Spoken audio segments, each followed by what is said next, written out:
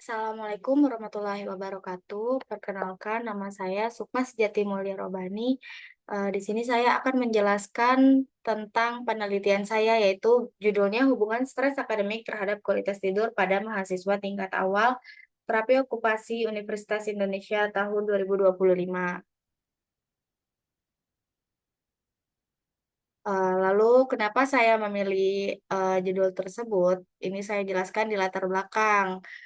Menurut Purnamasari dan kawan-kawan, tahun 2022, mahasiswa tingkat awal itu adalah mahasiswa yang menghadapi tuntutan akademik baru, tuntutan kemandirian belajar, serta tekanan sosial yang dapat memicu stres akademik.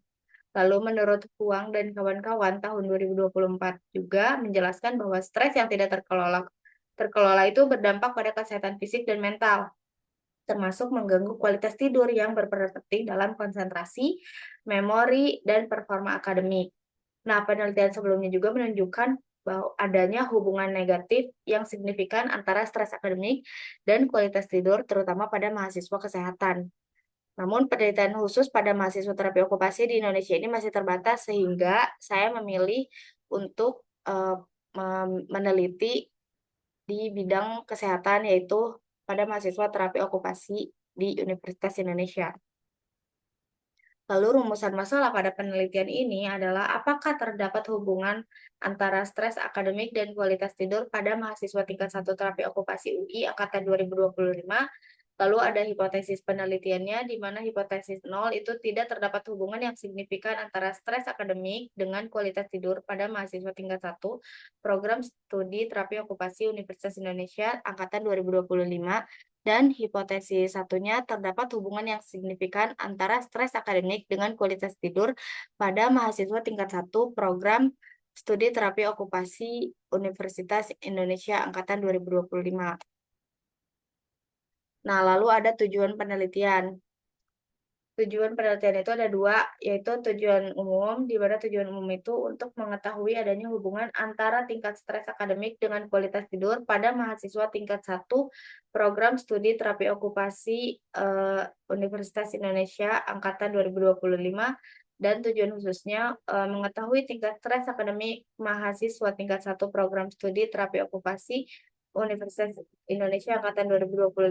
Lalu yang kedua, mengetahui tingkat kualitas tidur mahasiswa tingkat 1 program studi terapi okupasi Universitas Indonesia angkatan 2025. Dan yang ketiga, mengetahui korelasi antara stres akademik dengan kualitas tidur mahasiswa tingkat 1 program studi terapi okupasi Universitas Indonesia angkatan 2025.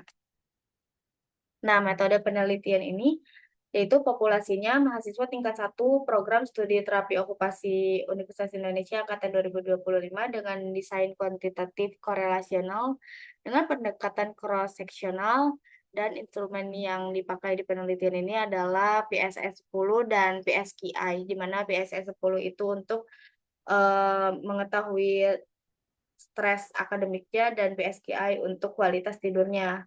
Lalu analisis ini menggunakan tadi korelasi Pearson atau Spearman. Lalu selanjutnya ada sampel penelitian. Di sampel penelitian ini ada kriteria inklusi dan kriteria eksklusi, di mana kriteria inklusinya adalah yang pertama mahasiswa tingkat awal angkatan 2025 di program studi terapi okupasi program pendidikan vokasi Universitas Indonesia. Lalu yang kedua, terdaftar sebagai mahasiswa aktif pada tahun akademik penelitian yang dilaksanakan. Lalu yang ketiga, berada pada rentang usia remaja akhir hingga dewasa awal, yaitu sekitar 17-24 tahun. Lalu yang keempat, bersedia menjadi responden dengan menandatangani lembar persetujuan setelah penjelasan atau informed consent dan mengisi kuesioner secara lengkap. Lalu ada kriteria eksklusinya, di mana mahasiswa yang sedang cuti akademik atau tidak aktif pada semester pengambilan data.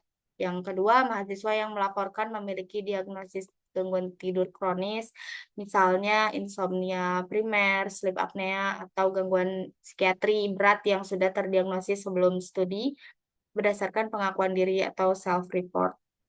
Terus yang ketiga, mahasiswa yang sedang mengkonsumsi obat-obatan yang diketahui secara langsung mempengaruhi tidur, misalnya obat sedatif, hipnotik dalam 1 bulan terakhir. Terus yang keempat, kuesioner yang diisi tidak lengkap atau tidak dapat dianalisis, atau missing data dan substansial.